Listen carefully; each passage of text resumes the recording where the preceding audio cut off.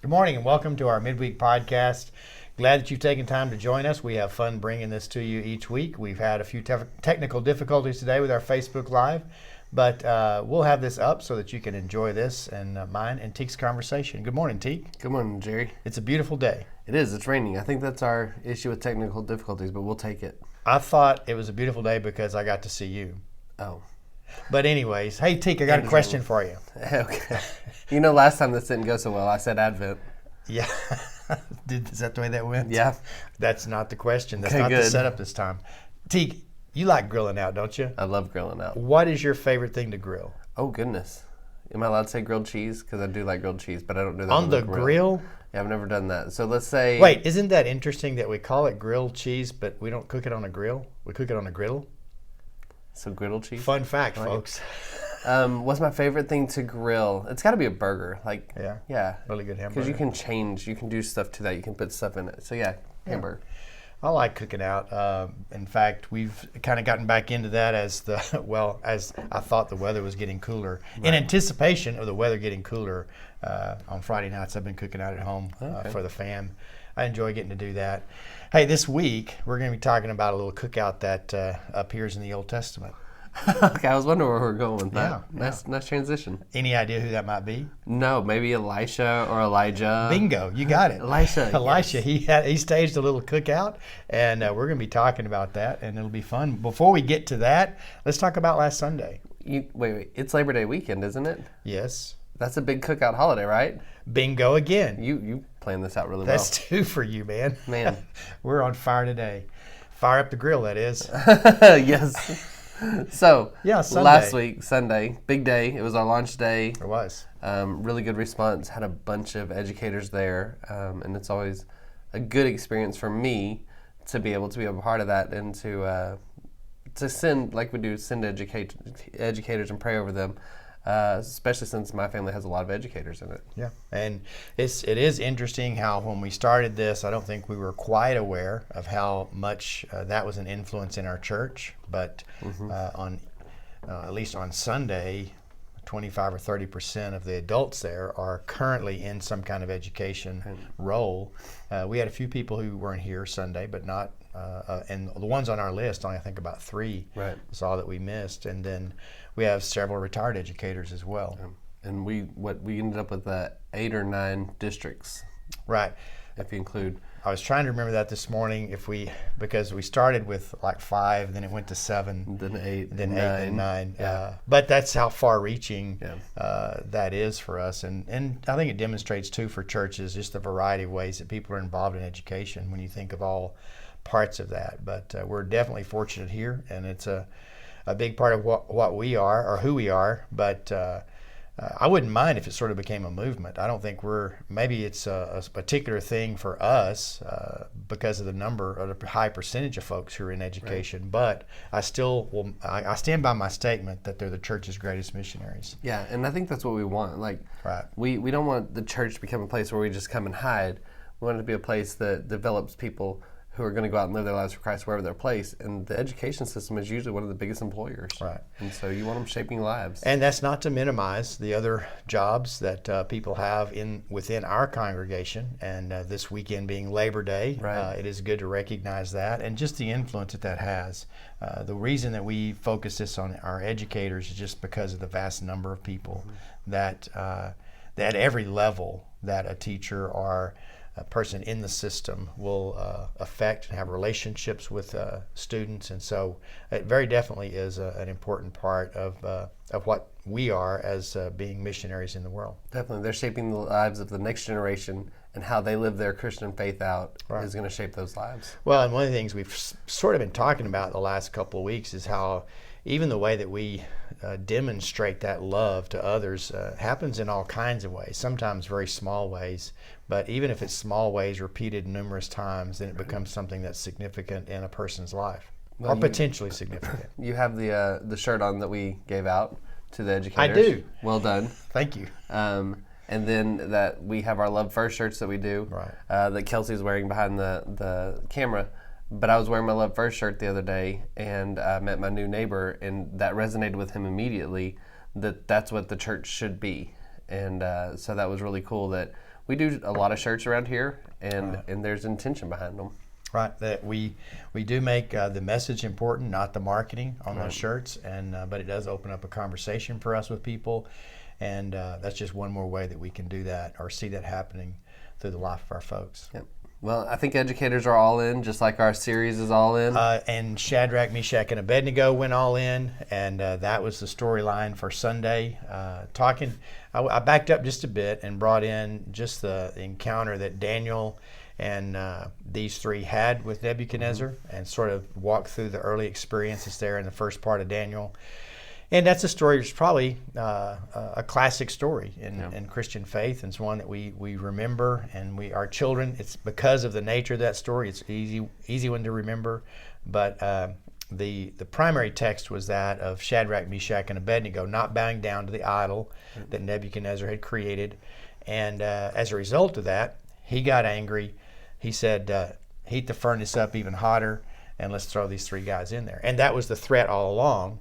And in knowing that, they still took their stand. Right. One of the things you did that, and this is a sidebar of it all that you did that I really enjoyed, is like giving the size of the statue, but then comparing it to what we have around here. Oh, yeah. And whenever we do that story, I talk about looking at the tower over by the Church of Christ and how tall that is and how that ranks with the size of a statue. I wondered how tall our steeple was. I don't know. But it was too late in the week for me to ask you to get up there and measure it. It wouldn't have happened. Yes, it would. Deke, you do that kind of stuff. Nope. You know, I tell people that you polish that. I'm not, that's a lie. My bad. I don't climb up there. It's a lie. I'm not about heights, so that's definitely not a place I am. It is a conversational piece. I did think about it, but there wasn't a way for me to Google that, and I didn't want to ask you to measure it. If you want to say that I polished the steeple, then we can just say I think about it, and it's a thought that counts. Right. So, but that brings that back to where we were. Putting that in there brings the story to help us visualize it, not just kids but adults also, and to realize what a beacon this was for a false idol, for a false religion. And it was hard. You couldn't miss it. Right. I mean, even here in Sweetwater, you wouldn't be able to miss it. Right. It was going to be something that was very noticeable, and then just the whole manner and the way that went down. And this was just one of the gods that they served. Mm-hmm. This wasn't even as large as this statue was, and as much significance they placed on it. It was only some representation of the other gods that they served, or that they would acknowledge at some point in their life. Right.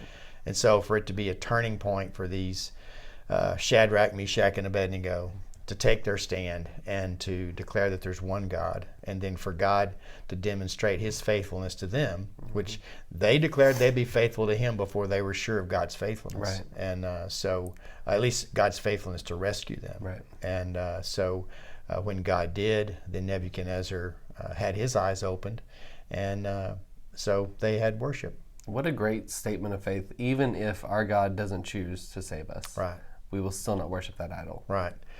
And I think that's probably the strongest part of that whole passage when you think about what it means to go all in on our faith. And so that's kind of where we're headed for these next couple of weeks, looking at Old Testament characters that demonstrate an all-in kind of faith. Mm-hmm. And then maybe helping us to get in touch with our own story with, one side of it is whether or not we're even in, right, much less all in. Yeah. And then once we're in that faith and living that faith, whether we're just kind of waffling or, like I said Sunday, living life on the sidelines and not getting involved in faith, or really willing to be in that place where we're ready to go all in. And so through that, I believe that you hear stories of people who've experienced that in their life in some way, and it continues to edify the church. Right. You made the comment, there's no such thing as an anonymous Christian. Right. And today we're having a funeral of a church member who passed away. And even in talking to his wife Monday, she talked about how he wasn't very vocal about his faith, but you never would have known it by the way he lived out his faith. So they're at church, he's living it out in the way he loves people and the way he does it. But it wasn't necessarily that person that's going to beat you down with a track or anything like that. Right. And I thought that was interesting that followed right on the heels of no such thing as an anonymous Christian. And he wasn't, because he lived that out. Right. You can probably be an anonymous Christian by coming to church every week, but never living it out during the week. Oh, exactly. That's exactly what we're trying to say Sunday. And for me, the probably the person who had the greatest influence in my life was a person who's just like the one you described. It was very quiet, very unassuming, but their faith spoke so loudly in my life. So this week we're talking about Elisha, and sort of a bridge to that story where the prophet at that time was Elijah, and he had, through his actions, had created some Enemies. We don't edit this. We shoot this thing one time. He created enemies. He was running for his life, and then God appeared to him in a voice, a quiet voice, and he heard him. And then God had declared to him that Elisha would be the one that would follow him, and that he was to anoint him as the next prophet. So the text specifically that we look at is where Elisha is in the field, and he's plowing with his oxen, and Elijah shows up, and the demonstration of this passing of the torch was Elijah putting his cloak on him, and apparently it meant something that they understood. Right. That and so immediately Elisha, he asked if he could go kiss his parents, tell his parents goodbye, and then the next thing you know, he's taken all of his equipment, his plowing equipment, he's slaughtered the oxen, he's burned or used the wood from the gear, and they had a little barbecue. Nice. It was nice. They did some grilling. That's definitely all in, getting rid of your entire livelihood. Creating a path of no turning back. And we don't often think about that probably so much throughout our life, even though in most people's lives there's that turning point, whether it's graduating from high school or graduating from college, starting a new job, leaving a place where you're comfortable.